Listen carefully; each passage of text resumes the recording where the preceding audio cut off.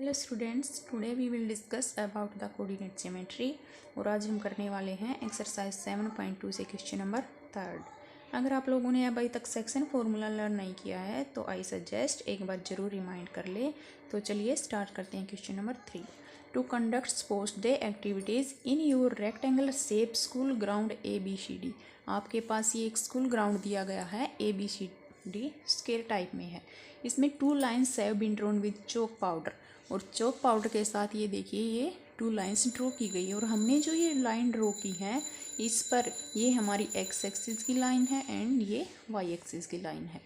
Y axis की line है जो उस पर हमने 100 flower pots have been place at a distance of 1 metre from each other along AD पर हमने 1-1 मीटर की दूरी पर कुछ पोट्स रखे हैं, यानी कि ये 100 पोट्स हैं। इसका मतलब क्या हुआ कि AD की जो डिस्टेंस है वो कितनी हुई 100 metres. And Niharika run 1/4 of AD on the second line. Niharika है जो एक्स एक्सिस से सेकेंड लाइन से रन करती है और इसका जो AD है इसका 1/4 रन्स करती है।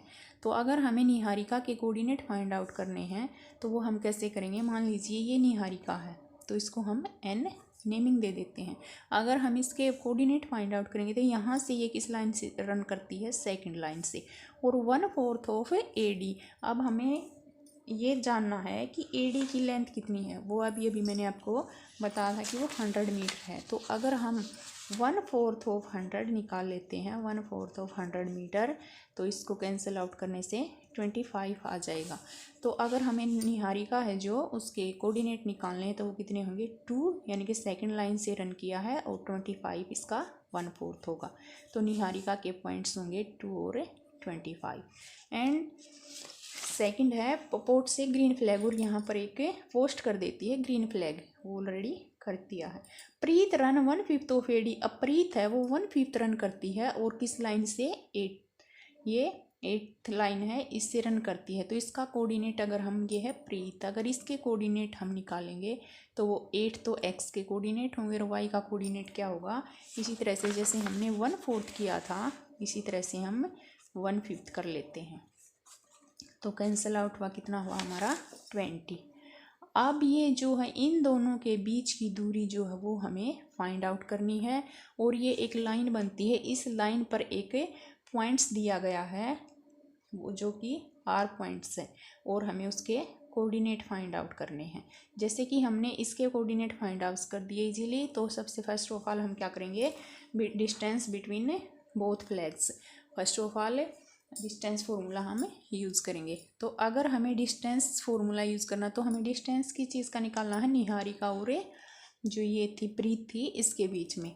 तो यानी कि NP के बीच हमें डिस्टेंस फार्मूला लगाना है। तो डिस्टेंस फार्मूला होता है x2 माइनस x1 का square plus y2 minus y1 का स्क्वायर, और इसको सारे को हम अंडर रूट कर देते हैं। ये होता है डिस्टेंस फार्मूला। अब हमें नीड है किस चीज़ की, ये जानने की, ये हमारी नॉलेज में लेने की कि इसमें x2 क्या है, x1 क्या है, y2 क्या है, y1 क्या है। तो x के कोऑर्डिनेट ये फर्स्ट वाले होते हैं, यानी कि ये x1 ये x2, y के ये होते हैं y1 y2। तो इजीली हम फॉर्मूले में इनको पुट कर देते हैं। तो NP अगर हम निकालेंगे, x2 क्या हमारे पास 8 माइनस x1 है 2, 8 माइनस 2 का स्क्वायर प्लस 20 माइनस 25 का स्क्वायर, और इसको सारे को रूट कर देते हैं। तो 8 माइनस 2 6 का स्क्वायर प्लस माइनस 5 का स्क्वायर, 6 का स्क्वायर होता है 36 माइनस 5 का स्क्वायर होता है 25।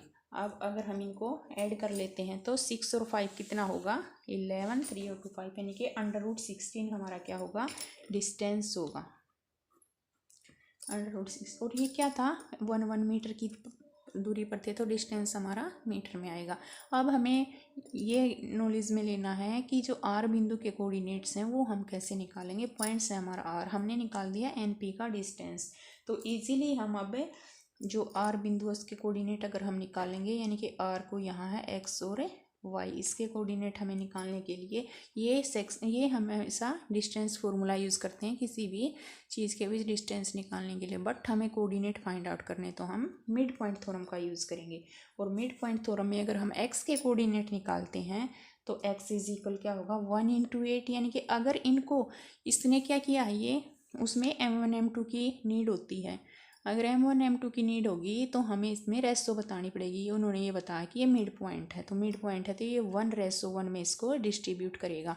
अगर हमारे पास अब वो फॉर्मूला होता है मिड पॉइंट थ्योरम वाला m1 x2 + m1 m2 x1 by में m1 + x2, तो हमारे पास m1 क्या है 1 × 8 + 1 × 2, ये हो गए हमारे x1 x2, और बाय में हम क्या लिख देंगे 1 + 1, यानी कि डायरेक्टली हम 2 लिख देते हैं। 8 × 1 = 8 + 2 × 1 = 2 बाय में 2, 8 + 2 10/2 इज इक्वल होगा कैंसिल आउट करने पर 5।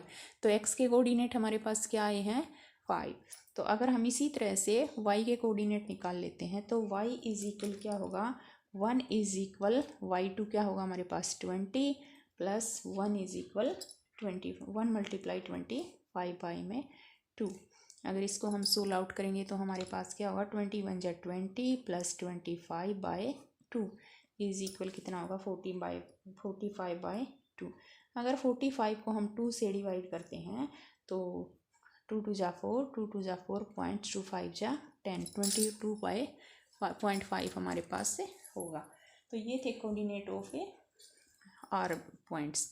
तो ये था हमारा क्वेश्चन नंबर 3, और नेक्स्ट क्वेश्चन के लिए मिलते हैं नेक्स्ट वीडियो में।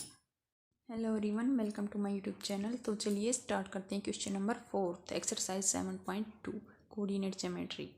Find the ratio in which the line segment joining the points -3 10 and 6 8 is divided by 1 6।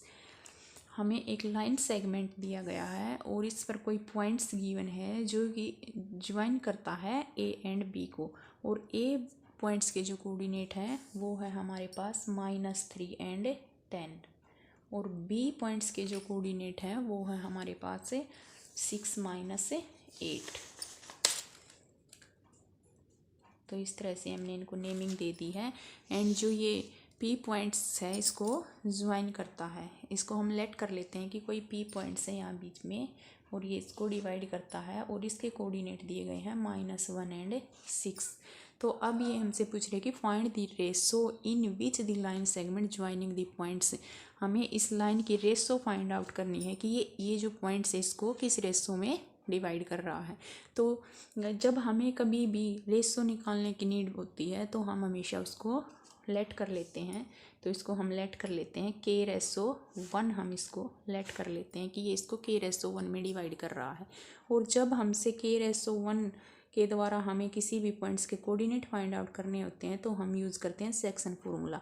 तो चलिए हम यहाँ सेक्शन फार्मूला रिमाइंड कर लेते हैं। सेक्शन फार्मूला होता है x और y पॉइंट्स के कोऑर्डिनेट फाइंड आउट करने होते हैं थ्रू द सेक्शन फार्मूला। तो वो होता क्या है m1 x2 + m2 x1 by में m1 + x2 m1 + m2। अगर हमें x पॉइंट्स के कोऑर्डिनेट फाइंड आउट करने हैं, अगर हमें y पॉइंट्स के कोऑर्डिनेट फाइंड आउट करने हैं तो वो हम लिखेंगे m1 y2 same as it is रहेगा, केवल x एंड y चेंज होंगे, प्लस m2 y1, और बाई में क्या होगा m1 + m2। तो आपको किस चीज़ को जानने की नीड है कि ये m1 x2 क्या होते हैं, x1 x2 होते हैं, ये कोऑर्डिनेट्स होते हैं जो फर्स्ट वाले, और m1 m2 होती हैं जो रेशो को डिवाइड करती हैं, जिसमें रेशो हम लेट करते हैं। तो हमने यहाँ x और y पॉइंट्स के कोऑर्डिनेट फाइंड आउट करने हैं। तो x y के कोऑर्डिनेट ऑलरेडी हमें गिवन है, तो हमें रेशो फाइंड आउट करनी है। अगर हमें रेशो फाइंड आउट करनी है तो हम यहाँ इनकी जगह कोऑर्डिनेट पुट कर देते हैं, अगर हमें कोऑर्डिनेट फाइंड आउट करने हैं तो हम इनकी जगह वैल्यू पुट कर देते हैं। तो x और y के कोऑर्डिनेट हमारे पास क्या है -1 एंड 6, ये हमने इसकी जगह पुट कर दिए। अब नेक्स्ट लेवल चलते हैं लेके हम सेक्शन फार्मूले का। m1 हमारे पास क्या है, हमने जो ये रेशो के लिए लेट किया था k × x2 हमारे पास है 6 + m2 हमारे पास 1 × x1 है हमारे पास -3। तो इस तरह से हम इसको सोल्व आउट कर देंगे। और बाय में हमें क्या लिखना है, m1 m2 यानी कि k+1, क्योंकि इसको हमने रेशो को लेट कर रखा है। तो इज इक्वल, अब अगर हम इसको सोल्व आउट करेंगे तो -1 और 6 हम यहाँ लिख देते हैं। और इज इक्वल किसके लिखेंगे, 6 की और k की अगर हम मल्टीप्लाई करते हैं तो 6k प्लस और -3 बाय में k+1। अब हम इजीली x के जो कोऑर्डिनेट है उसी से हम रेशो निकाल सकते हैं, हमें y की तरफ जाने की ज़रूरत नहीं है।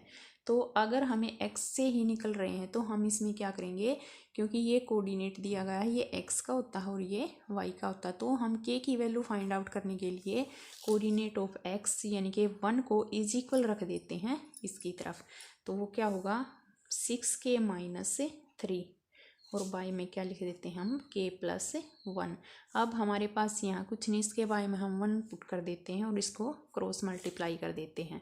तो k को अगर हम -1 के साथ मल्टीप्लाई करेंगे -k होगा, प्लस और -1 होगा, इज इक्वल, इसको एज इट इज़ हम यहाँ लिख देते हैं। अब हमें k की वैल्यू फाइंड आउट करनी है, तो इसको सोल्व आउट कैसे करेंगे, k के जो कोऑर्डिनेट है हम उसको एक तरफ रखेंगे और जो डिजिट है वो हम एक तरफ लेके जाएंगे। तो -k और 6 को अगर हम इस तरफ लेके आएंगे तो -6k होगा, क्योंकि इज इक्वल से उस तरफ साइन चेंज हो जाते हैं। तो उस तरफ ऑलरेडी -3 है, k को उस तरफ लेके जाएंगे +1 होगा। और सॉल्यूशन से हमें क्या मिलेगा, -1k और -6k, तो -7k इज इक्वल -2 हमें मिल रहा है। तो माइनस से माइनस हम यहाँ कैंसिल कर देते हैं। तो k की वैल्यू अगर हमें फाइंड करनी है, उस तरफ है 2 और ये इस तरफ मल्टीप्लाई है, इस तरफ आके डिवाइड होगा। तो k की वैल्यू हमारी 2/1 आई है। और हमने लेट क्या की थी, रेशो k/1। तो अगर हमारी k की वैल्यू आई है 2/7 रेशो 1, लेकिन ये याद रखना हमेशा, कभी भी जो वैल्यू होती है, रेशो होती है, वो कभी भी फ्रैक्शन में नहीं होती। और फ्रैक्शन से इसको हम चेंज करेंगे तो k की वैल्यू हमारी 2/7 आई है। 2 को हम यहीं रख लेते हैं और जो 7 है इस तरफ डिवाइड है, इस तरफ आके मल्टीप्लाई हो जाएगा। तो 7 × 1 = 7, 2/7 is the answer of question 4th। तो हमारा आंसर क्या हुआ, 2/7। तो ये था आपका question number 4th। Next question के लिए मिलते हैं नेक्स्ट वीडियो में।